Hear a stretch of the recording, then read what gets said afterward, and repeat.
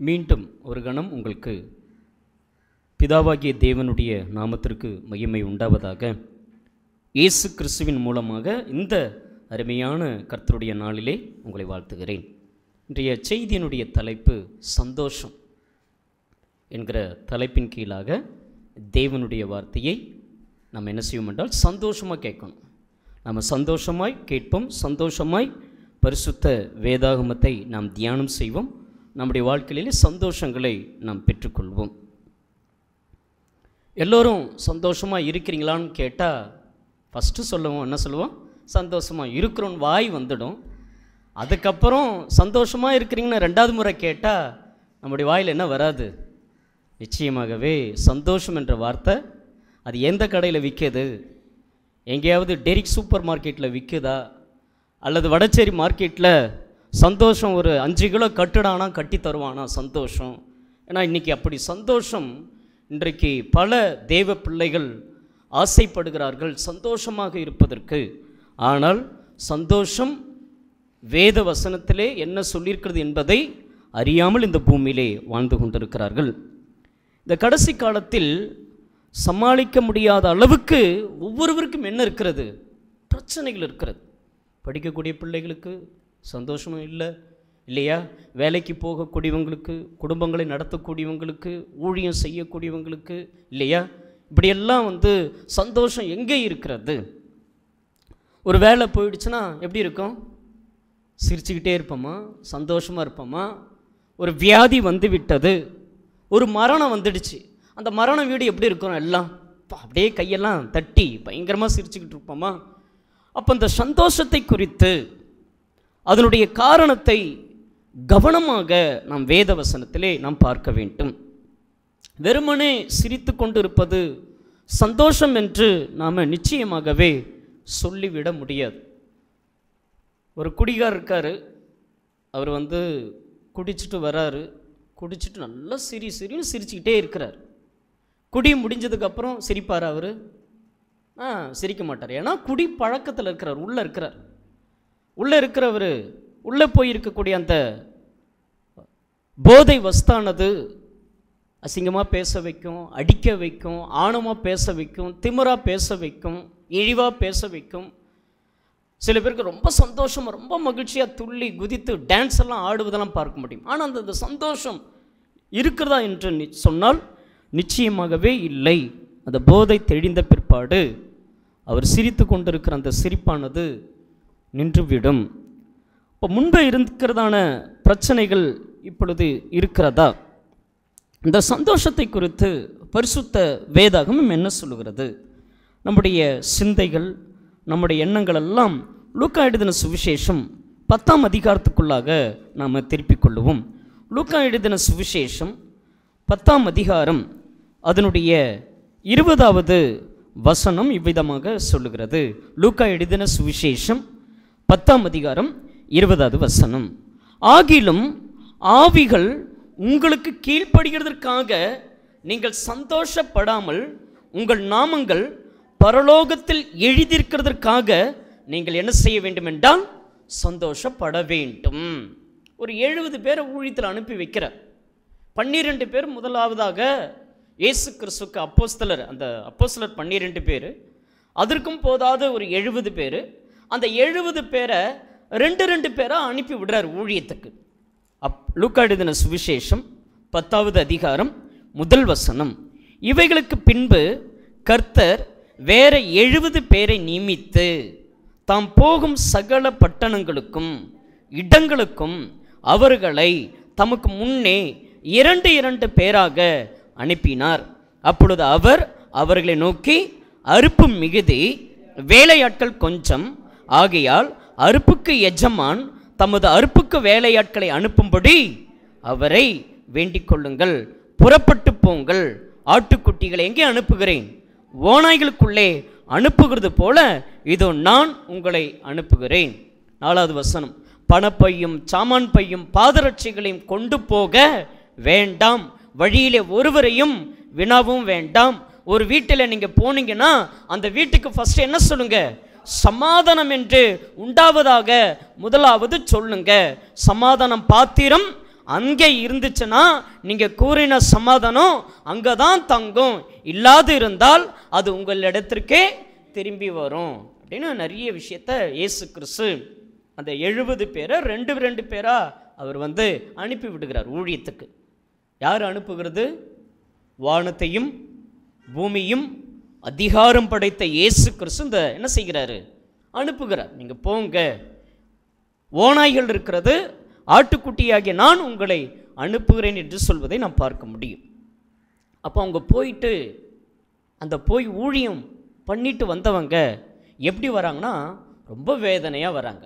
அப்படியா இருக்கு? வேதாகமத்தில் வாசிக்கும் பொழுது 16வது வசனம், சீசரை நோக்கி உங்களுக்கு, லூக்கா எழுதின சுவிசேஷம் 10:16, சீசரை நோக்கி உங்களுக்கு செவி கொடுக்கிறவன் எனக்கு செவி கொடுக்கிறான், உங்களை அசட்டை பண்ணுகிறவன் என்னை அசட்டை பண்ணுகிறான், என்னை அசட்டை பண்ணுகிறவன் என்னை அனுப்பினவரையே அசட்டை பண்ணுகிறான் என்றார். பின்பு அந்த 70 பேரும் சந்தோஷத்தோடு திரும்பி வந்து, ஆண்டவரே உம்முடைய நாமத்தினாலே பிசாசுகளும் எங்களுக்கு கீழ்ப்படுகிறது என்றார். அப்பொழுது அவர்களை நோக்கி, சாத்தான் மின்னலை போல வானத்திலிருந்து விழுவதை கண்டேன், இது சர்ப்பங்களையும் தேள்களை மிதிக்கவும் சத்துருடைய சகல வல்லமையும் மேற்கொள்ளவும் உங்களுக்கு அதிகாரம் கொடுக்கிறேன், ஒன்றும் உங்களை என்ன செய்வதில்லை என்றால் சேதப்படுத்த மாட்டாது. ஆகிலும் ஆவிகள் உங்களுக்கு கீழ்ப்படுகிறதற்காக நீங்கள் சந்தோஷப்படாமல் உங்கள் நாமங்கள் பரலோகத்தில் எழுதியிருக்கிறதற்காக நீங்கள் என்ன செய்ய வேண்டும் என்றால் சந்தோஷப்பட வேண்டும். சந்தோஷம் எங்கே இருக்கிறது? உங்கள் குடும்ப சந்தோஷம் இருக்கிறதா? உங்களுடைய குடும்ப நண்பர்களுக்குள்ளாக சந்தோஷம் இருக்கிறதா? எப்பவும் சந்தோஷத்தை கொடுக்கக்கூடிய நண்பர்கள் இருக்கிறாங்க, அல்லது உறவுகள் இருக்கிறதா, அல்லது கணவன் இருக்காரா, அல்லது மனைவி இருக்கிறாங்களா, அல்லது பிள்ளைகள் இருக்கிறாங்களா சந்தோஷத்தை கொடுக்குறது? அப்பா இந்த இடத்துக்கு போனான், சில பேர் குடிக்காரன்னு நம்ம சொன்ன மாதிரி அவனுக்கு குடிச்சாதான் அவன் எப்படி இருப்பான்? அவன் சந்தோஷமாக இருப்பான், அவன் சந்தோஷமாக இருப்பான். ஆனால் அந்த குடும்பம் எப்படி இருக்கும்? ரொம்ப வேதனையாக இருக்கும், ரொம்ப கண்ணீரும் கம்பளையமாக இருக்கும்.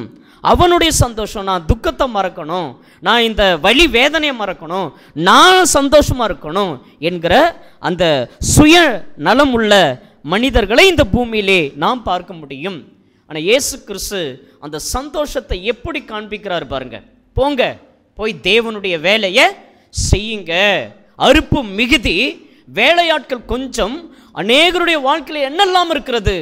சந்தோஷமே இல்லாமல் இருக்கிறது. எனக்கு செவி கொடுக்கிறவன், என்னை அனுப்பினவருக்கு அவன் என்ன செய்கிறான் என்றால் செவி கொடுக்கிறான். அதனால தான் நம்ம எல்லாரும் இன்னைக்கு யாருன்னு சொன்னேன், நம்ம எல்லாருமே ஊழியக்காரராக வேலை செய்யக்கூடியவராக, ஒவ்வொரு சகோதரனும் ஒவ்வொரு சகோதரியும் ஒவ்வொரு தாய்மார்களும் என்ன செய்ய வேண்டும் என்றால் வேலை செய்ய வேண்டும், ஊழியத்தை செய்ய வேண்டும் என்று வேதாகமத்தில் நாம் வாசிக்கிறோம். இப்படி அவங்க ஊழியம் செய்து இப்படி வரும் பொழுது அவங்க மட்டும் சந்தோஷப்படலை. வேதாகமத்தில் 21வது வசனத்திலே, அந்த வேளையிலே இயேசு ஆவியிலே அவர் என்ன செய்தார் என்றால் களி கூர்ந்தார். இயேசு ரொம்ப சந்தோஷப்படுறாராம். என்ன செய்தாராம்?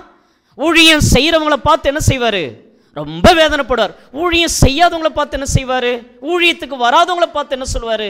இல்லை எங்கள் வீட்டில் ஊழியம் நடக்குது, நாங்களாம் போக மாட்டோம், அவங்க என்ன ஆளுங்கன்னு தெரியல, அவங்க என்ன உறவுன்னு தெரியல. இயேசு ஊழியம் செய்யும் போது என்ன செய்கிறாராம்? ஆவியிலே களி கூறுகிறார். எத்தனை பேர் ஊழியம் செய்து கொண்டிருக்கிறோம்? வீட்டில இருந்து ஜெபம் பண்ணுறீங்களா? வீட்டில இருந்து வேதத்தை தியானம் பண்ணி கொண்டு இருக்கிறீங்களா? ஒவ்வொரு வாரம் தொழுகைக்கு வருகிறீர்களா? ஒவ்வொரு வாரமும் ஜோயல் பிரதர் சொன்ன மாதிரி கடந்த மாதங்களாக பல மாதங்களாக சொல்லி ஒரு குடும்பத்தையாவது என்ன செஞ்சுட்டு வரணும், நம்ம என்ன செய்யணும், கொண்டு வரணும்னு சொன்னோம். ஆனால் இயேசு கிறிஸ்து என்ன செய்வார்? நீங்கள் செய்கிற அந்த ஊழியத்தை பார்த்து, நம்ம செய்யாத காரியத்தை பார்த்து அவர் என்ன பண்ணார்? ரொம்ப சந்தோஷப்படுவார். நல்ல ஒரு சபையார், கனியாக்குளம் திருச்சபையார். எப்படிப்பட்ட சபையார்? நல்ல ஒரு அருமையான சபையார் அப்படி நான் சொல்லுவார்.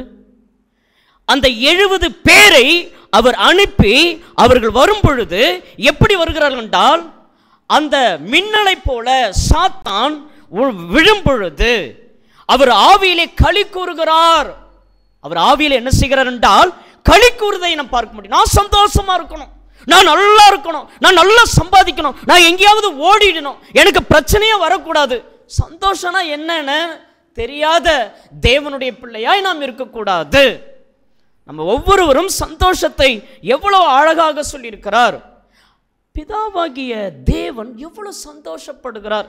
செப்னியாவின் புத்தகம் 3ஆம் அதிகாரம் 17வது வசனம் சந்தோஷத்தை எப்படியெல்லாம் நமக்கு வச்சிருக்கிறாரு. பழைய ஏற்பாடிலே செப்னியான்னு ஒரு புத்தகம் இருக்கிறது. அந்த புத்தகத்திலே அவர் இவ்விதமாக எழுதியிருக்கிறார். 1089வது பக்கம் 1ஆம் அதிகாரத்தில் நீங்கள் பார்த்தீங்கன்னா, அவங்க தேவனை தேடலை, அவங்க தேவனை விட்டு பின்வாங்கி போயிட்டாங்க, அவங்க தேவன்கிட்ட விசாரிக்கிறதே இல்லையாம். செப்னியா 1 நீங்கள் 6 நீங்கள் வீட்டில் இருந்து படிக்கலாம். அவங்க தேவனை தேடலை, தேவனை விட்டு பின்வாங்கி போயிட்டாங்களாம். தேவனை குறித்து ஒரு நாளும் விசாரிப்பில்லை, ஜபமே இல்லை, குடும்ப ஜபமே இல்லை. அவன் வந்தால் வரான், அவன் போனால் போகிறான். அவங்கெல்லாம் நமங்கெல்லாம் ஜெபம் பண்ணணுமா, நாங்கள் ஜெபம் பண்ணுறது உனக்கு தெரியுமா, எத்தனை இது இல்லை. குடும்பமாக செய்ய வேண்டும். ஒரு வீட்டில் சோத்தை பொங்கணும்னா யார் சாப்பிடணும்? நான் மட்டும் சாப்பிட்டுட்டு படுக்கிறதல்ல, மனைவி கணவன் பிள்ளைங்களாம் சாப்பிட்டுட்டு படுக்கணும். அப்போது இப்படி ஒரு கட்டமைப்பு வைத்திருக்கும் பொழுது ஒரு குடும்ப ஜபம், ஒரு ஆவிக்குரிய காரியம், ஒரு வேத தியானங்கள் ஒரு குடும்பத்தில் இருக்கக்கூடிய நாம் எல்லாருமே சேர்ந்து செய்ய வேண்டிய கட்டாயத்திலே நாம் எல்லாருமே வாழ்ந்து கொண்டிருக்கிறோம். அப்போ இந்த வேதாகம் என்ன சொல்கிறது என்றால், செப்னியா புத்தகத்தில் என்னை விட்டு பின்வாங்கி போயிட்டாங்க, என்னை தேடவே இல்லை, என்னை குறித்து சுத்தமாக விசாரிக்கிறது இல்லை, கீழே நீங்கள் படிச்சுட்டே வந்தீங்கன்னா நான் உங்களை சங்காரம் பண்ணிடுவேன் அப்படின்ற. நான் என்ன பண்ணுவேன்? உங்களை அழிச்சிடுவேன் அப்படின்னு சொல்லும் பொழுது அழிக்கிறோன்னு சொல்லிட்டாரு. அப்போ அவர்கிட்ட நம்ம தண்டனை வாங்கக்கூடாது. அப்போ நாம் என்ன செய்யணும்? அதனுடைய ஆசீர்வாதமான வார்த்தை தான் அங்கே தான் ஒரு பதிலையும் கொடுக்குறார். 2ஆம் அதிகாரம் அதனுடைய 1-2 வாசிக்கும் பொழுது அவர் சொல்கிறாரு, விரும்பப்படாத ஜாதியே, கட்டளை பிறக்கும் முன்னும் பதரை போலும் நாள் வரும் முன்னும் கர்த்தருடைய உக்கிர கோபம் உங்கள் மேலே இறங்கும் முன்னும் கர்த்தருடைய கோபத்தின் நாள் உங்கள் மேலே வருவதற்கு முன்னும் நீங்கள் உங்களை உயிர்த்து ஆராய்ந்து சோதியுங்கள். தேசத்தில் உள்ள எல்லா சிறுமையுமானவர்களே, கர்த்தருடைய நியாயத்தை நடப்பிக்கிறவர்களே, அவரை தேடுங்கள், நீதியை தேடுங்கள், மனத்தாழ்மை தேடுங்கள். அப்பொழுது ஒருவேளை கர்த்தருடைய கோபத்தின் நாளிலிருந்து நீங்கள் என்ன செய்வீர்கள்? மறைக்கப்படுவீர்கள். அவர் கொடுக்கக்கூடிய ஆசீர்வாதம். நம்மெல்லாம் சயின்ஸ் என்ன சொல்கிறது என்றால், மனுஷன் எங்கேருந்து வந்தான்? குரங்கிலிருந்து வந்தான். ஆனால் நாம் யாருடைய சாயலிலே படைக்கப்பட்டிருக்கிறோம்? தேவனுடைய சாயல், அவருடைய ரூபம். அப்போது இந்த பூமியினுடைய மண்ணிலிருந்து நம்மளை உருவாக்கியிருக்கிறார். நம்ம என்ன கலர், மாநிறமா, நல்ல கலராக இருக்கிறோமா, அப்போ நாம் அந்த மண் வகை சேர்ந்தவங்க. அப்போ அவருடைய ஜீவ சுவாசத்தை ஊதுகிறார். அப்போ நம்மளை எதுக்காக படைத்தார்? நாம் அவருடைய சிருஷ்டி. அவர் என்ன சொன்னாரோ நாம் அவரை தொழுக செய்யணும்னா தொழுக செய்யணும், ஜபம் பண்ணுன்னு சொன்னால் ஜபம் பண்ணணும், அடுத்தது வேதத்தை தியானம் பண்ணால் தியானம் பண்ணணும், ஊழியம் செய்யணும் சொன்னால் நம்ம சாக்கு போக்கு சொல்கிறதல்ல. இதுதான் என்னுடைய வேலையே, நம்ம என்ன செய்யணும்? செய்து ஆக வேண்டும். என்னை அனுப்பக்கூடியவர் யார்? இயேசு என்னை அனுப்புகிறார். எந்த அதிகாரத்தோடு? வானத்திலும் பூமியிலும் சகல அதிகாரம் எனக்கு கொடுக்கப்பட்டிருக்கிறது. உங்களுக்கு இங்கிலீஷ் நாலேஜ் இருக்குதா? மலையாளம் பேசக்கூடிய உங்களுக்கு அறிவு இருக்குதா? தெலுங்கு பேசக்கூடிய அறிவு இருக்குதா? அப்போ என்ன செய்யுங்க? ஹிந்தி பேசக்கூடிய அறிவு இருக்குன்னா போய் என்ன செய்யணும்? வசனத்தை சொல்லணும். அப்போ வசனத்தை சொல்லக்கூடிய ஆசீர்வாதத்தை நமக்கு தேவன் கொடுத்திருக்கிறாரு. சந்தோஷம் எப்படி உண்டாகிறது என்றால், ஊழியங்களை செய்யும் பொழுது சந்தோஷம் உண்டாகிறது. இப்படி அந்த ஜனங்க அவருடைய மனத்தாழ்மையை தேடு, அவருடைய நீதினா வசனத்தை தேடு. ஒருவேளை அந்த கர்த்தருடைய கோபத்தினாலிருந்து நீ என்ன செஞ்சலாம்? மறைக்கப்பட்டுலான்னு சொல்லும் பொழுது தான் அந்த 3ஆம் அதிகாரம் 17வது வசனத்தில் சொல்றாரு, அந்த ஜனங்க மனம் திரும்பின பொழுது, அந்த ஜனங்க தேவனுக்கு கீழ்ப்படிந்த பொழுது, அந்த ஜனங்க தேவனுக்கு பயந்த பொழுது, அந்த ஜனங்க தேவனிடத்தில் பக்தியை மாறின பொழுது, வேதாகம் இவ்விதமாய் சொல்லுகிறது. 3ஆம் அதிகாரம் 17வது வசனம், 1089வது பக்கம். எல்லாருமே நம்முடைய சிந்தையை நம்ம அங்கு வைத்துக்கொள்ளும். நான் வாசிக்கிறேன். உன் தேவனாகிய கர்த்தர் உன் நடுவிலே இருக்கிறார், அவர் வல்லமையுள்ளவர், அவர் ரட்சிப்பார், அவர் உன் பேரில் சந்தோஷமாய் மகிழ்ந்து தம்முடைய அன்பின் நிமித்தம் அமர்ந்திருப்பார், அவர் உன் பேரில் கம்பீரமாய் களி கூறுவார். எப்படி கூறுவாராம்? கம்பீரமாய் களி கூறுவார். அவரே கொடுத்துருவார் சந்தோஷத்தை. அன்பாக இருக்கிறது, களி கூறுகிறது, சந்தோஷமாக இருக்கிறது, அதை எவ்வளோ பாருங்கள் அந்த தமிழ் வார்த்தை. சந்தோஷம், களி கூறுது, அப்புறம் வேற என்ன இருக்குது, மகிழ்ச்சி, ஆனந்தம், அப்பெல்லாம் எவ்வளோ அழகான தமிழ் வார்த்தைகள். தேவன் நம்ம பேரில் அவர் எப்படி இருப்பாராம், சந்தோஷமாக களி கூர்ந்திருப்பார் நம் பேரில். ஏன்னா நாம் அவருடைய பிள்ளைகளாக இருப்பதனாலே நம்ம ஒரு நாளும் வேதனையோடு இருக்கணும், கண்ணீரோடு இருக்கணும், பாடுகளோடு இருக்கணும், சண்டையோடு இருக்கணும், எந்த நேரமும் சச்சரவோடு இருக்கணும் அப்படின்னு நமக்கு தேவன் அதை அனுமதிப்பது இல்லை. நம்ம ஒவ்வொருவரும் எப்படி இருக்கணும், சந்தோஷமாக இருக்கணும். பிதாவாகிய தேவனுடைய விருப்பம் சந்தோஷமாக இருக்கணும். இயேசு கிறிஸ்துடைய விருப்பம் சந்தோஷமாக இருக்கணும். அந்த நல்ல மெய்ப்பன், நமது மெய்ப்பர் யாரு, நம்ம பாஸ்டர் யாரு, நம்முடைய பாஸ்டர் யாரு, எடி ஜோயில் பிரதரா, நம்முடைய பாஸ்டர் யாரு, மதன் ராஜாவா? பாஸ்டர்னா யாரு, நம்முடைய பாஸ்டர் யாரு, நம்முடைய கர்த்தராகிய இயேசு கிறிஸ்து. நல்ல ஒரு மெய்ப்பன், அவர் ஒரு சிறந்த மெய்ப்பர், ஒரு சிறந்த பாஸ்டராக மெய்ப்பராக அவர் இருக்கிறார். அந்த நல்ல மெய்ப்பன் சந்தோஷப்படுறாராம். எப்போ சந்தோஷப்படுவார்? வேதாகமத்தில் வாசிக்கும் பொழுது லூக்கா எழுதின சுவிசேஷம் 15வது அதிகாரம் 6வது வசனம். லூக்கா எழுதின சுவிசேஷம் 15வது அதிகாரம் 6வது வசனம். வீட்டுக்கு வந்து சிநேகிதரையும் அயலாகத்தாரையும் கூட வரவழைத்து, காணாமற் போன என் ஆட்டை கண்டுபிடித்த பின்பு, பார்த்தீங்களா, ஆடு காணாம போயிடுச்சுன்னா 100 ஆடு 99 ஆடும் பத்திரமா இருக்குது, ஒரே ஒரு ஆடு மாத்திரம் காணாம போயிடுச்சு. நாம் என்ன செய்வோம்? நாம் ஒரு மெய்ப்பராக இருந்தால் நம்ம என்ன செய்வோம்? பரவாயில்ல, நான் பெத்த பிள்ளைங்க 2, அந்த 2லே 1 வீட்டில் இருக்குது, 1 எங்கே போயிடுச்சு, எங்கேயோ ஓடி போயிடுச்சு. ரொம்ப சந்தோஷமாக நம்ம என்ன செய்வோம்? ஆடலும் பாடலுமா இருப்போம். என்ன செய்வோம் நம்ம? அந்த மெய்ப்பன் நாம் இப்பொழுது என்ன செய்திருக்கிறோம்? காணாமல் போயிருக்கிறோம். தேவனை தேடுறது இல்லை, ஜெபிக்கிறது இல்லை, பின்வாங்கி போயாச்சு, விசுவாசங்கள் குறைஞ்சு போயாச்சு. காணாமற் போன அந்த ஆட்டை கண்டுபிடித்த பின்பு அவன் என்ன செய்வான் என்றால் சந்தோஷப்படுவான். நல்ல மேய்ப்பனாகி இயேசு கிறிஸ்து நாம் செய்த பாவத்தினாலும் அக்கிரமத்தினாலும் மீறுதனாலும் நாம் தொலைந்து போயிருந்தோம். அவர் நமக்காக என்ன செய்தார்? சிலுவையை அவர் சுமந்தார். அந்த 7வது வசனத்தில் வாசிக்கிறோம், அதுபோல மனம் திரும்ப அவசியம் இல்லாத 99 நீதிமான்களை குறித்து சந்தோஷம் உண்டாகிறதை பார்க்கிலும் மனம் திரும்புகிற ஒரு பாவி நிமித்தம் பரலோகத்திலே மிகுந்த சந்தோஷம் உண்டாயிருக்கும் என்று உங்களுக்கு சொல்லுகிறேன். மனம் திரும்பும் பொழுது, எதை திரும்பும் பொழுது? மனம் திரும்பும் பொழுது பரலோகத்தில் என்ன உண்டாகிறது என்றால் மிகுந்த சந்தோஷம் உண்டாகிறது. மனம் திரும்பும் பொழுது நம்ம எந்த தெருவில் இருக்கிறோம், நம்ம எந்த பகுதியில் இருக்கிறோம்? எஸ்எம்எஸ் கார்டனில் இருக்கிறோமா? மதன் ராஜான்னு கேட்டால் அங்கே போஸ்ட் வந்தால், ஓ இவர் தான் மதன் ராஜான்னு போஸ்ட் கொடுப்பாங்க. பார்வதிபுரத்தில்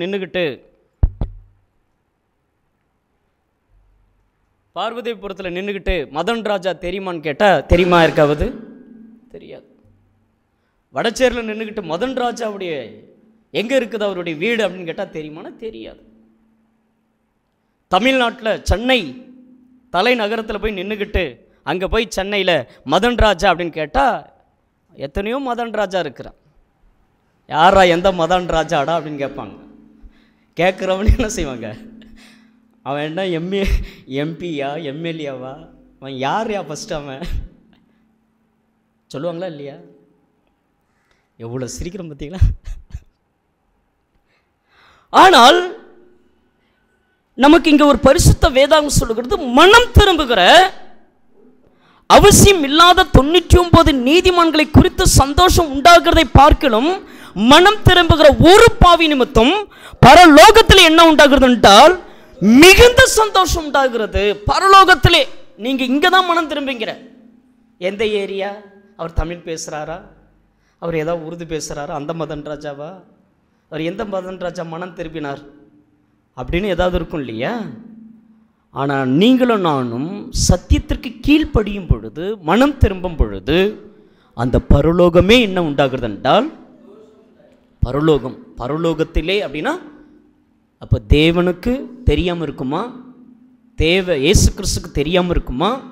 பரிசுத்த ஆவியானவருக்கு தெரியாது இருக்குமா? ஆயிரம் ஆயிரம் ஆயிரமான லட்சோதி லட்ச தேவ தூதர்கள் இருக்காங்களா, அவங்களுக்கெல்லாம் தெரியாமல் இருக்குமா? எனக்கு யாருங்க தெரியும்? என்னை யாருங்க கேட்கறது? என்னை யாருங்க விசாரிக்கிறது? சந்தோஷத்தை எங்கே வச்சிருக்கிறார் பாருங்க. ரெண்டாவது, தேவன் நம்ம மீது அவ்வளோ சந்தோஷப்படுகிறார். இரண்டாவதாக, இயேசு கிறிஸ்து ஒரு சிறந்த நல்ல மேய்ப்பன், அவர் சந்தோஷப்படுகிறார் நம்ம மனம் திரும்பும் பொழுது. அடுத்தது, பரலோகமே சந்தோஷப்படுகிறது என்று எழுதப்பட்டிருக்கிறது. இவங்கள் மாத்திரம் அல்ல, தொடர்ந்து வேதாகமத்தில் யார் அடுத்ததாக சந்தோஷப்படுகிறார் என்றால் அதனுடைய 8வது வசனத்திலிருந்து, அன்றையும் ஒரு ஸ்திரீ வெள்ளி காசை உடையவளாய் இருந்து அதில் ஒரு வெள்ளி காசு காணாமற் போனால் விளக்கை கொளுத்தி வீட்டை பெருக்கி அதை கண்டுபிடிக்கிற வரைக்கும் ஜாக்கிரதையாய் தேடாமல் இருப்பாளோ? கண்டுபிடித்த பின்பு தன்னுடைய சிநேகிதர்களையும் அயல் வீட்டுக்காரிகளையும் கூட வரவழைத்து, காணாமற் போன வெள்ளிக்காசை கண்டுபிடித்தேன், என்னோடு கூட என்ன செய்யுங்கள் என்றால் சந்தோஷப்படுங்கள் என்பார் அல்லவா? இன்றைக்கெல்லாம் என்ன விலை விற்குதில்ல வெள்ளி? இன்றைக்கெல்லாம் கோல்டு என்ன விலை விற்குது இல்லையா? சரி, இப்போ என் கையில் எவ்வளோ இருக்குதுன்னா 10 ரூபா இருக்குது. எவ்வளோ இருக்குது? என் கையில் 10 ரூபா தானே இருக்குது. எவ்வளோ இருக்குது? 100 ரூபா. இப்படி திருப்பினாலும் 100 ரூபாய், இப்படி திருப்பினாலும் 100 ரூபாய். 100 ரூபா தானே? இப்போ இந்த 100 ரூபாவை கசக்குனா எவ்வளவு? 100 ரூபா. இதை கீழே போட்டால் எவ்வளவு? ஏன் அது 100 ரூபா? கசக்குனாலும் 100 ரூபா, கீழே போட்டாலும் 100 ரூபா, காவால கடந்தாலும் 100 ரூபா. ஏன் அது 100 ரூபா? ஏன்னா அதோடைய மதிப்பு 100 ரூபா தான். அது அழுக்காக இருக்குதே, அது ரொம்ப அசிங்கமாக இருக்குது, அது கசக்கப்பட்டு இருக்கிறது, இது வேஸ்டாச்சே, இது உதவாதாச்சே, இது பிஞ்சு இருக்குது அப்படின்னா அதில் 99 ரூபா மாறுமா? அது எவ்வளவு தான் அதோடைய மதிப்பு? 100 ரூபா தான். அது எப்படி இருந்தாலும் அதோடைய மதிப்பு என்னது? 100 ரூபா தான். அப்போ 100 ரூபாயில் கூடாது, அப்போ அந்த 100 ரூபாயிலும் குறையாது, ஆனால் அதோடைய மதிப்பு என்னது? 100 ரூபா தான். அப்போ தான் ஒரு பெண்ணு வச்சிருக்கிற வெள்ளிக்காசில் ஒன்று காணாமல் போயிடுச்சுன்னா, ஒரு திருகாணிலாம் அடிக்கடிக்கு சகோதரிமார்களுக்கெல்லாம் அந்த திருகாணி காணாமல் போயிடும். எங்கே விட்டோம், ஏதை விட்டோம், எங்கே விட்ட கொலுசை, எங்கே விட்ட செயினை, எங்கே விட்ட, பத்திரமா வச்சுக்க வேண்டாமான்னு அதில் கொக்கி போட வேண்டாமா, இன்றைக்கி ஒரு குண்டுமணி வாங்க முடிகிற அளவுக்கு இருக்குதா அப்படின்னு பிள்ளைகள்கிட்ட அப்பப்போ சொல்லி பத்திரப்படுத்து, ஒழுங்காக வச்சுக்கோ, மூடிக்கோ அப்படின்னு சொல்லுவோம். ஒரு வெள்ளிக்காசு காணாமல் போனதுக்கப்புறம் இயேசு எவ்வளோ ஒரு அருமையான ஒரு சந்தோஷத்தை நமக்கு காண்பித்து கொடுக்கிறார். ஒரு ஆடு காணாமல் போயிடுச்சுன்னா அதை இயேசு கிறிஸ்து அதை கண்டுபிடிக்கும் பொழுது அந்த நல்ல மேய்ப்பனாகிய இயேசு கிறிஸ்து சந்தோஷப்படுகிறார்.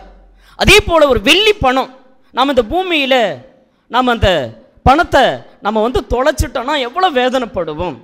அப்போ இயேசு கிறிஸ்து அதை கண்டுபிடிக்கும் பொழுது எவ்வளோ சந்தோஷம் உண்டாகிறது.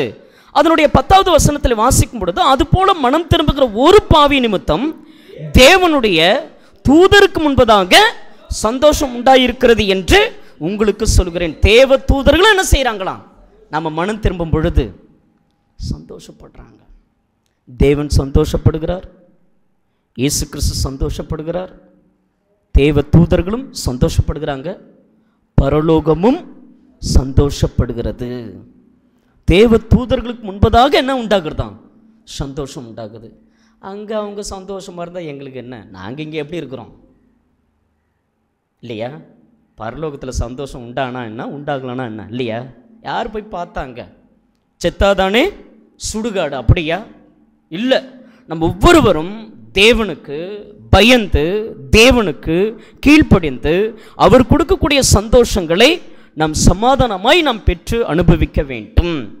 நீதிமொழிகள் 14ஆம் அதிகாரம் 13ஆம் வசனத்திலே அந்த உண்மையான சந்தோஷம் எப்படி கிடைக்கிறது என்றால், தேவனை நாம் தொழுது கொள்ளும் பொழுது, தேவனை நம்பும் பொழுது, தேவனுடைய வார்த்தையிலே நாம் கட்டுப்பட்டு நாம் கீழ்ப்படிந்து நடக்கும் பொழுது நன்மைகள் உண்டாகிறது.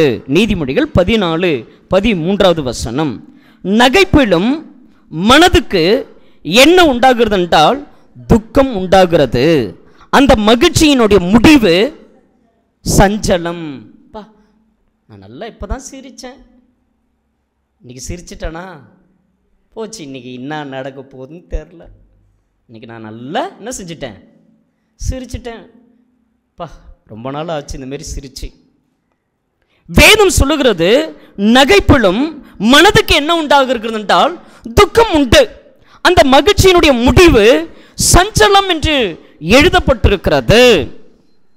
இருதயத்தினுடைய ஆழத்திலிருந்து ஏற்படக்கூடிய அந்த உணர்வு தான் சந்தோஷம். நம்முடைய தேவைகளை அவர் முழுமையாக அவர் என்ன செய்கிறார் என்றால் பூர்த்தி செய்ய வல்லவராக இருக்கிறார். ஒரு சபை கூட எப்படி இருக்க வேண்டும் என்றால் சந்தோஷமா இருக்கணும். எப்படி இருக்கணும் சபை? இங்க வந்திருக்கிற சபையாராகிய நீங்களும் நானும் சந்தோஷமாக இருக்க வேண்டும். வாசித்து பாருங்களேன், அப்போஸ்தலருக்கு வாங்க, எல்லாருமே திருப்பிக் கொள்ளுங்கள்.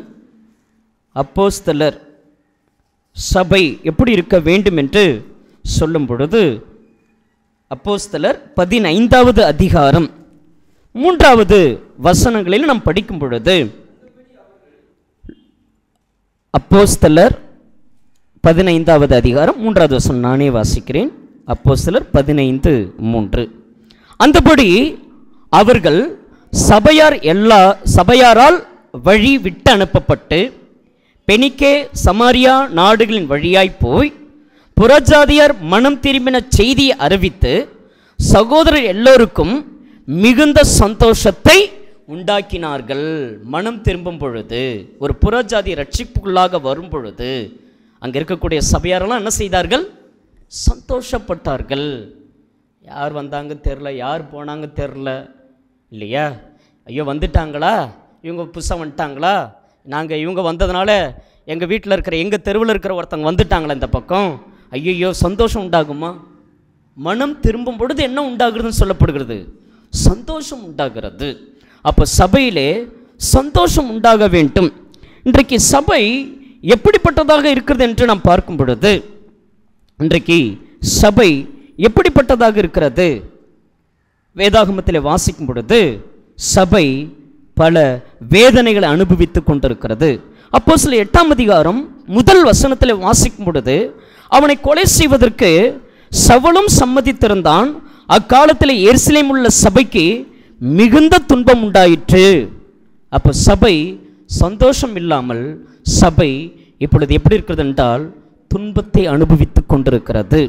அப்போஸ்தலர் 5ஆம் அதிகாரம் 11வது வசனத்தில் வாசிக்கும் பொழுது, சபையார் எல்லோருக்கும் இவைகளை கேள்விப்பட்ட மற்ற யாவருக்கும் மிகுந்த என்ன உண்டாச்சென்றால் பயம் உண்டாயிற்று. அப்போ சபை பயந்துன்னு இருக்குதா? சபை துன்பத்தில் இருக்கிறதா? சபை எப்படிப்பட்டதாக இருக்கிறது? சபை இன்றைக்கு சந்தோஷமாக இருக்கிறதா? சபை இன்றைக்கு சந்தோஷமாக இருக்கிறதா அப்படின்னு கேட்டால், சபையாகி நாம் எப்படிப்பட்டவர்களாக இருக்கிறோம்? இயேசு ஒரு வார்த்தையை சொல்லி நமக்கு காண்பிக்கிறார். யோவானுக்கு எழுதின சுவிசேஷம் 8ஆம் அதிகாரம் 56வது வசனத்தில் நம்முடைய முற்பிதாக்களாகிய ஆபிரகாமை குறித்து அந்த இடத்துல ஒரு வார்த்தையை பதிவு செய்கிறார். யோவானுக்கு எழுதின சுவிசேஷம் 8வது அதிகாரம் 56வது வசனம், உங்கள் பிதாவாகிய ஆபிரகாம் என்னுடைய நாளை காண ஆசையாயிருந்தான், கண்டு அவன் என்ன செய்தான்? களி கூர்ந்தான். கண்டு என்ன செய்தான்? களி கூர்ந்தான். கடந்த வாரம் செய்தியில நான் என்ன செய்தேன்? அதை நான் பகிர்ந்து கொண்டேன். எப்போ கண்டு இருப்பாரு?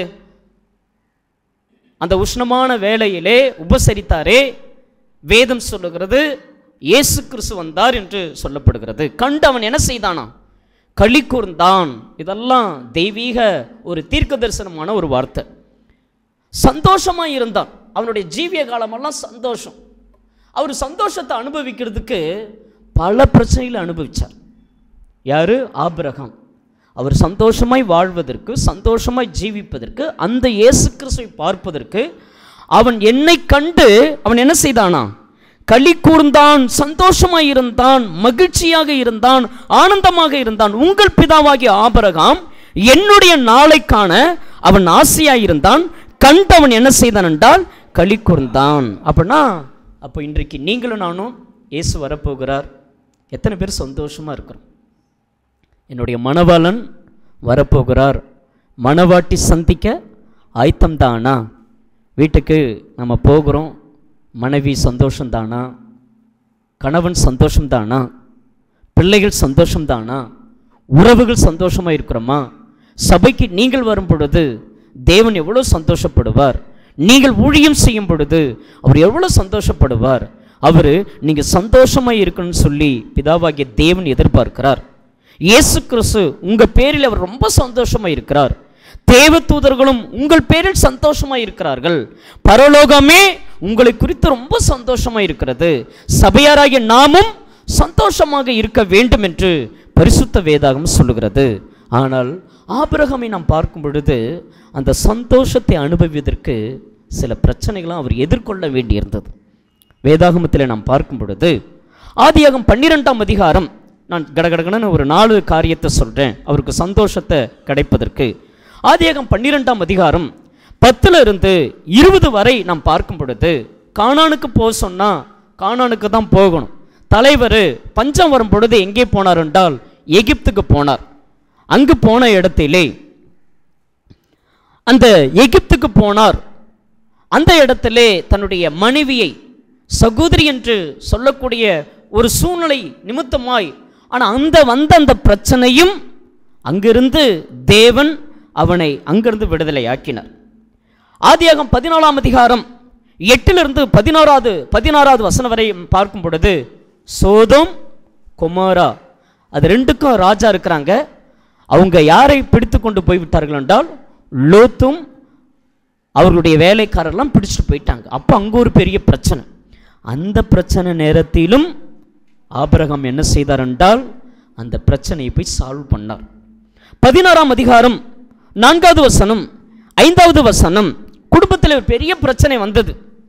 ஆகார் என்கிற மனைவியோடு அங்கு பிள்ளைகளோடு வாழும் பொழுது அங்கே என்ன வருகிறது என்றால் பிரச்சனை வருவதை நாம் பார்க்க முடியும். அங்கே ஒரு பெரிய பிரச்சனை. அந்த பிரச்சனையும் ஆபிரகாம் என்ன செய்தார் என்றால் சமாளித்தார். விசுவாசிகளின் தகப்பன்னு சொல்கிறோமே, யாருக்கும் பிரச்சனை இல்லாமல் இல்லை, கவலை இல்லாமல் இல்லை, போராட்டம் இல்லாமல் இல்லை. அவை எல்லாவற்றையும் விசுவாசிகளின் தகப்பன் ஒவ்வொன்றாக ஜெயிப்பதை நாம் பார்க்க முடியும். ஆதியாகமம் 20ஆம் அதிகாரம் 1 - 18 வரைக்கும் நாம் வாசிக்கும் பொழுது அபிமெலேக்கு அங்கு ஆபிரகாம் மீண்டும் சாராளை வசிப்படுத்தலை. ஏன்னா இவர் போய் சொல்லிட்டார், அவங்க என்னுடைய சகோதரி. ஒரு முறைக்கு 2 முறை நாம் பார்க்க முடியும். என்னுடைய சகோதரின்னு சொல்லும் பொழுது அபிமெலேக்கு தவறான ஒரு எண்ணங்கள் உண்டாகும் பொழுது அப்போதான் தேவன் சொல்கிறார், கடந்த வாரம் சொன்ன இல்லையா, அவன் ஒரு சிறந்த தீர்க்கதரிசி, உனக்காக அவன் என்ன செய்வான், விண்ணப்பம் செய்வான் என்று எழுதப்பட்டிருக்கிறது. அப்போ அந்த இடத்திலும் வந்த பிரச்சனையில் இருந்து ஆபிரகாமை பத்திரமாய் காத்து கொண்டார். இயேசு சொல்லுகிறார், என்னாலை கண்டு அவன் களி கூர்ந்தான். என்னாலை கண்டு அவன் என்ன செய்தான் என்றால் களி கூர்ந்தான். தொடர்ந்து 21ஆம் அதிகாரம் 8வது வசனம் 9வது வசனம், அதே 22ஆம் அதிகாரம் ஆகிய வசனங்களே உன் மகனை பலி கொடு அப்படின்னு கேட்கிறார். 21ஆம் அதிகாரம் 8வது வசனம் 9வது வசனத்தில் இப்பொழுது சாராளுக்கும் ஆகாருக்கும் பெரிய பிரச்சனை வந்துடுச்சு. ஆகார் வீட்டை விட்டு அங்கிருந்து சாராள் துரத்துவதை நாம் பார்க்க முடியும். அதெல்லாம் எந்த அளவுக்கு அவர் சரியாக அந்த ஒவ்வொரு விஷயமும் அவர் கையாண்டார். நாம் எப்படி கையாளுகிறோம்? பிரச்சனை வந்த பிறகு சோர்ந்து போயிருக்கிற ஜனங்கள் ஏராளம் உண்டு. ஜெபம் பண்ணுறதே கிடையாது. ஆமாம், சண்டை போட்டுட்டார் இல்லையா, அவர் திட்டார் இல்லையா, அவள் வீட்டில் சண்டை போட்டுட்டா அதனால் சாப்பிடல, ஜெபம்லாம் இல்லை, ஊழியெல்லாம் பண்ணுறது இல்லை, ஒழுங்காக சர்ச்சைக்கெல்லாம் சபை கூடையெல்லாம் பல பேர் வரதே இல்லை. எங்களுக்கு சந்தோஷத்தை எங்கள் உறவு கொடுத்து கொண்டு இருக்கிறது. சந்தோஷம் எங்களுக்கு வேறு இடத்துல இருக்கிறது. நாங்கள் சந்தோஷமாக வாழ்கிறதுக்கு அங்கங்கே போகிறோம். இங்கேயா சந்தோஷம் இருக்குது? வேதம் சொல்லுகிறது. அப்படிப்பட்ட அவ்வளவு பிரச்சனையிலும் விசுவாசிகளின் தகப்பனாகிய ஆபிரகாம், இயேசு கிறிஸ்து சொல்கிறார், என்னாலை கண்டு அவன் எப்படி இருந்தான் என்றால் சந்தோஷமாக இருந்தான். ஒரு பிள்ளைய பலியாக கேட்கும்போது அப்படி எப்படி இருக்கும், வேதனை இருக்கும். இஸ்மவேலும் போயாச்சு, வீட்டுக்கு மூத்த பிள்ளை அவன்தான். இளைய மகன் யார்? ஈசாக்கு. அந்த ஈசாக்கு இருக்கக்கூடிய ஈசாக்கையும் பலி செலுத்த கேட்குறாருன்னு சொன்னால் என்னையா கடவுள் அவர்? சோர்ந்து போயிருப்போம் இல்லையா? நமக்கு அடிக்கடிக்கு ஒரு ஆஃபீஸில் பிரச்சனை வருது, குடும்பத்தில் ஏதாவது குறை வருதுன்னா நம்ம என்ன செய்யணும்? ஏன் இது வருதுன்னா அதை மாற்றிக்கணும். எந்த நேரம் கத்திக்கணும், எந்த நேரம் சண்டை போட்டுக்கணும், புறஜாதி போல உலகாத்தாரை போல வேதனைப்படுத்துகிற தேவனுடைய பிள்ளைகளாய் நீங்களும் நானும் இருக்கக்கூடாது. இயேசு சொல்கிறார், என்னாலை கண்டு அவன் என்ன செய்தான் என்றால் களி கூர்ந்தான் என்று பரிசுத்த வேதாகம் சொல்கிறது. எனக்கு அன்பான தேவனுடைய ஜனமே, இந்த களி கூறுவதற்கு இன்னும் சில விஷயங்களை சொல்லும் பொழுது பலருடைய வாழ்க்கையிலே சந்தோஷங்களை ஏன் இல்லைன்னு சொன்னால் ஒரு முதல் காரியம் 4 வசனத்தை சொல்லி நம்ம நிறைவு செய்வோம். சந்தோஷம் ஏன் இல்லை அப்படின்னா, ஃபஸ்ட்டு என்ன இல்லைன்னா ஜபம் இல்லை அப்படின்றார். லூக்கா எழுதின சுவிசேஷம் 18வது அதிகாரம் முதல் வசனத்தில் வேதம் சொல்லுகிறது, உனக்கு பிரச்சனை வரும், கவலை வரும், போராட்டங்கள் வரும், உபத்திரங்கள் வரும். உலகத்தை நான் ஜெயித்தது போல நீங்களும் உலகம் ஜெயிக்க வேண்டும். இன்றைக்கு பலருடைய வாழ்க்கையிலே தேவனோடு கூட உள்ள அந்த உறவு இல்லாமல் போய்விடுகிறது. ஏன் சந்தோஷம் இல்லை? ஆஹா, உங்கள் வாழ்க்கையில் எப்பொழுதும் சந்தோஷம் வேணுமா? உங்கள் முகத்தில் சந்தோஷம் வேணுமா? எத்தனை பயங்கரங்கள் இருக்கிறது, எத்தனை கவலைகள் இருக்கிறது, எத்தனை அழுகைகள் இருக்கிறது. இவ்வளவு உங்கள் பிரச்சனையிலும் இவ்வளவு கடன் காரியங்களிலும் நீங்கள் எப்படி இவ்வளோ சந்தோஷமாக இருக்கிறீங்க அப்படின்னா, அந்த சந்தோஷம் எப்படி உண்டாக வேண்டும் என்றால் லூக்கா எழுதின சுவிசேஷம் 18வது அதிகாரம் முதல் வசனம் உங்கள் மனசில் பதிச்சு வச்சுக்கோங்க. சோர்ந்து போகாமல் எப்பொழுதும் ஜெபம் பண்ணுங்க. அவ்வளோதாங்க விஷயம்.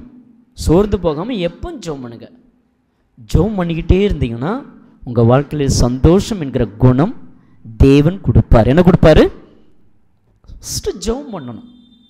இங்கே இருக்கிற எல்லாருமே சந்தோஷம் எப்படி உண்டாகணும்னா ஜெபம் பண்ணுங்க.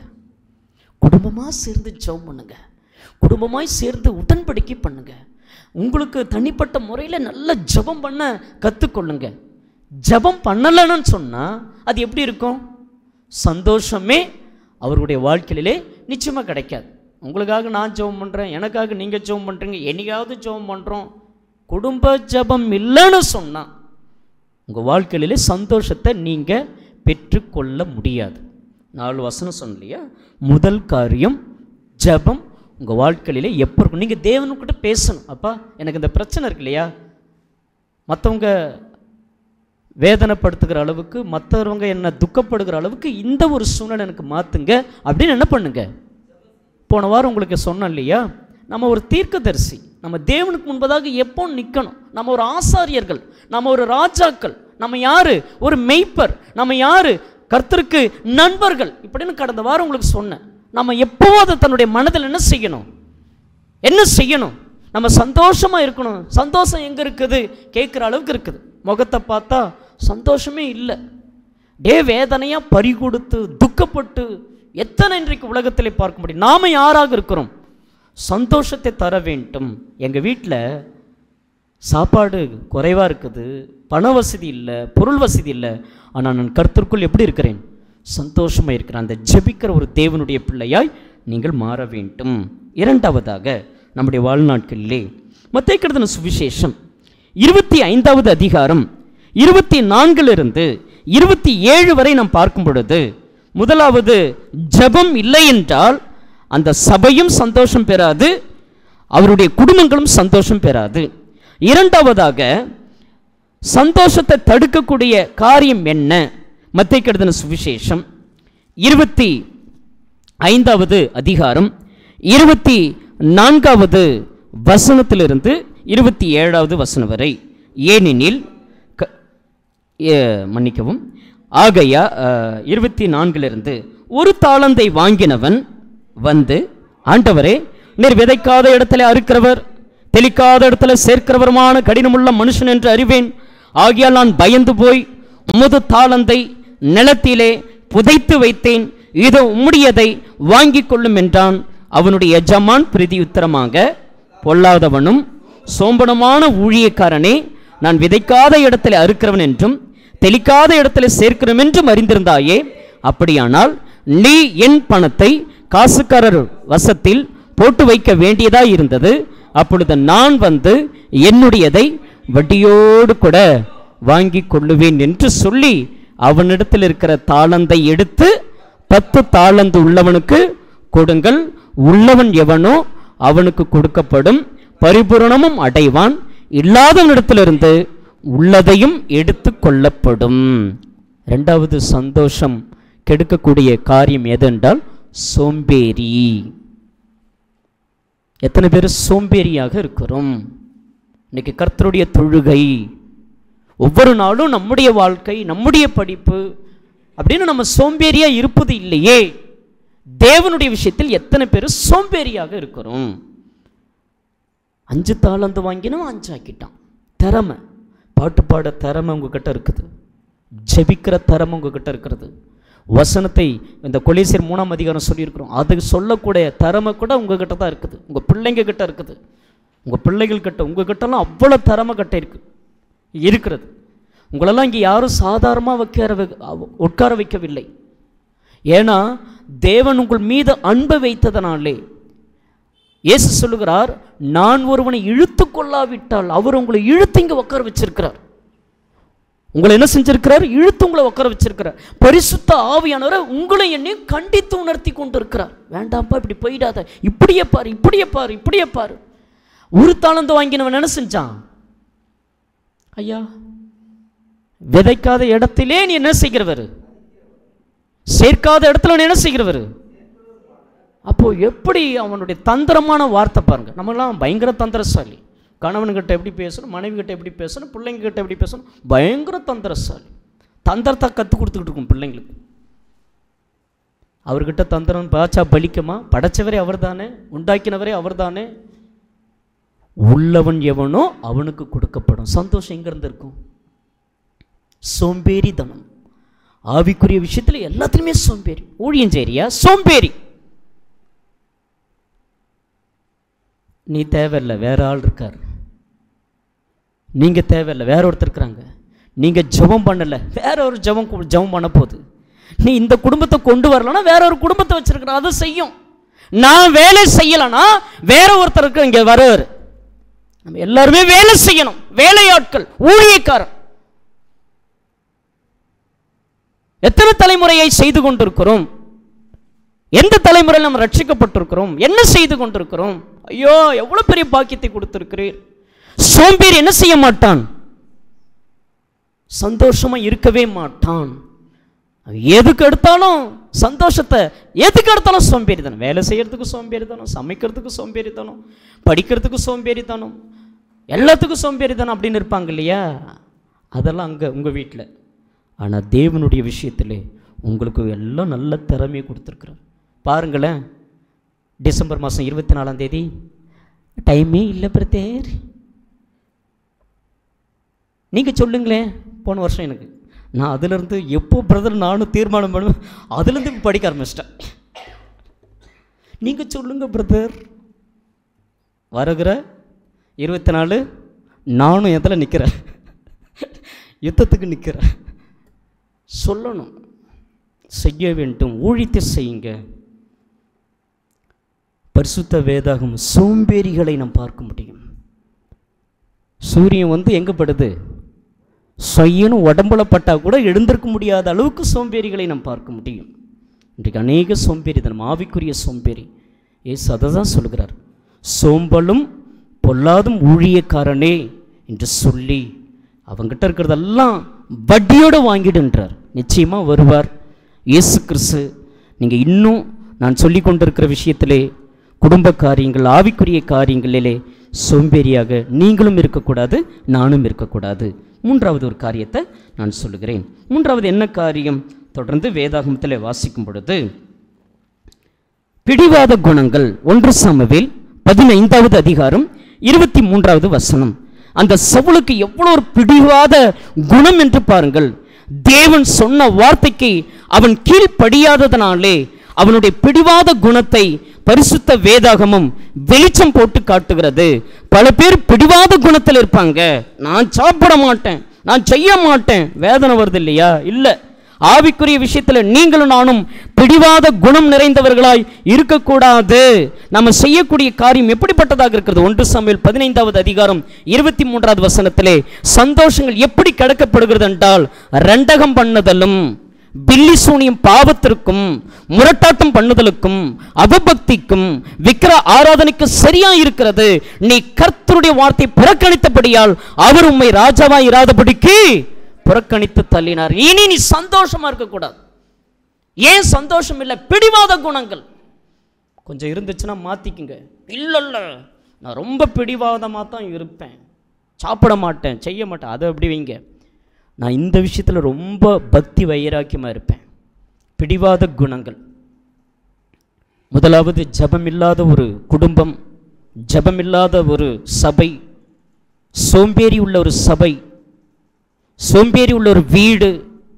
மூன்றாவதாக எப்படி இருக்கக்கூடாது என்றால், பிடிவாதம் குணம் உள்ள ஒரு வீடு இருக்கக்கூடாது. விட்டு கொடுக்கணும், ஒருத்தருக்கு ஒருத்தர் விட்டு கொடுக்கணும்.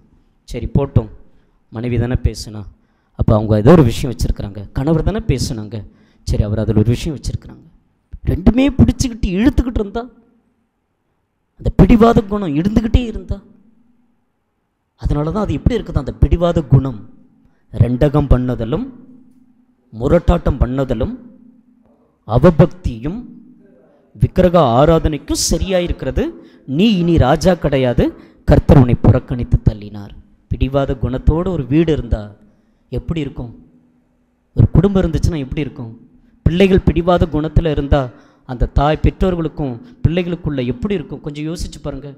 ஆஃபீஸில் பிடிவாத குணத்தில் மேனேஜர் இருக்கிறாரு, வேலை செய்கிறவங்க இருக்கிறாருந்தா எப்படி இருக்கும் இல்லையா? நமக்கு கீழே இருக்கிறவங்க நம்முடைய சொந்தக்காரங்க வீட்டுக்கு வர மாட்டான், அந்த வீட்டுக்கு காலடி கூட வைக்க மாட்டான். அவன் நல்லது வச்சுட்டு போட்டான், அவன் கெட்டது வச்சுட்டு போட்டான். நான் அவனை போய் கொண்டு போய் பத்திரிக்கை கொடுத்துட்டு வந்தேன், அவன் என்ன செய்யலை? பிடிவாத குணம். என்ன சூழ்நிலை நமக்கு தெரியாது. பல பிடிவாத குணங்களை பார்க்க முடியும் இந்த பூமியிலே. ஆனால் ஆவிக்குரிய விஷயத்தில் அவர் எனக்கு இதெல்லாம் செய்யறதில்ல, அவர் எனக்கு ஒன்றும் பண்ணுறதில்ல, உயிரே அவர் தானே கூட்டி கொடுத்துட்ருக்கார் ஒவ்வொரு நாளும். இல்லைன்னா நம்ம என்றைக்கு ஐஸ்வர்யா பார்த்தீங்கன்னா தெரியும், 25 லட்சம் கட்டு, 50 லட்சம் கட்டு, இவ்வளோ பணம் நீ கட்டுன்னு அன்னைக்கு அந்த உயிர் அங்கே போராடுகிற நேரத்தில் நமக்கு தெரியும்.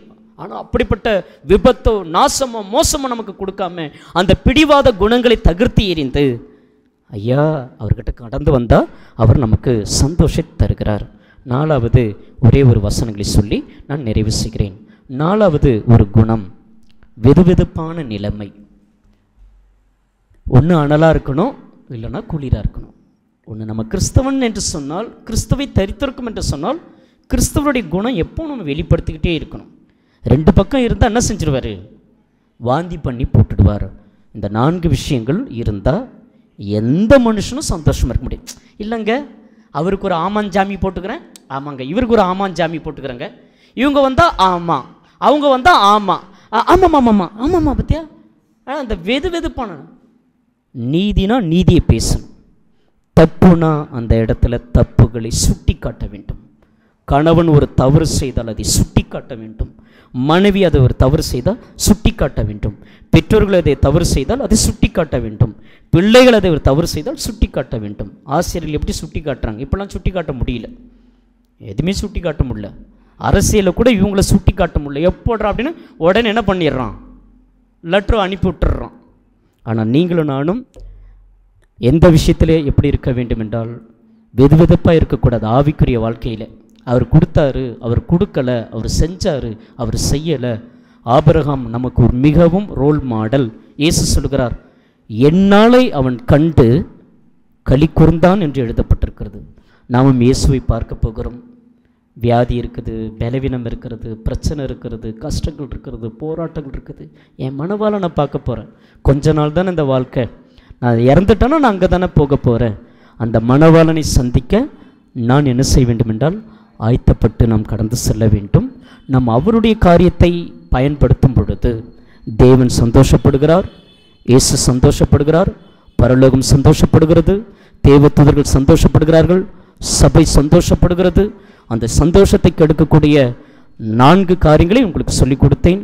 பிடிவாத குணம் இருக்கிறதா, ஜெபம் இல்லாத ஒரு வாழ்க்கை இருக்கிறதா, சோம்பேறியான ஒரு வாழ்க்கை இருக்கிறதா, விதவிதப்பான நிலைமைகள் இருக்கிறதா, எல்லாத்தையும் மாற்றுவோம். தலைகளை நாம் தாழ்த்துவோம். யாவரும் எழுந்து நிற்போம்.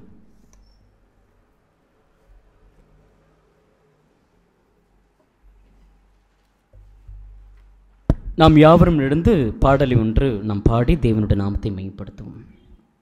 யெகோவா ஈரே, நீர் என் தேவனாம், இனி என்னுள்ளில் கலக்கம் இல்லை என்ற பாடலை பாடுவோம். யெகோவா ஈரே, நீர் என் தேவனாம், யெகோவா ஈரே,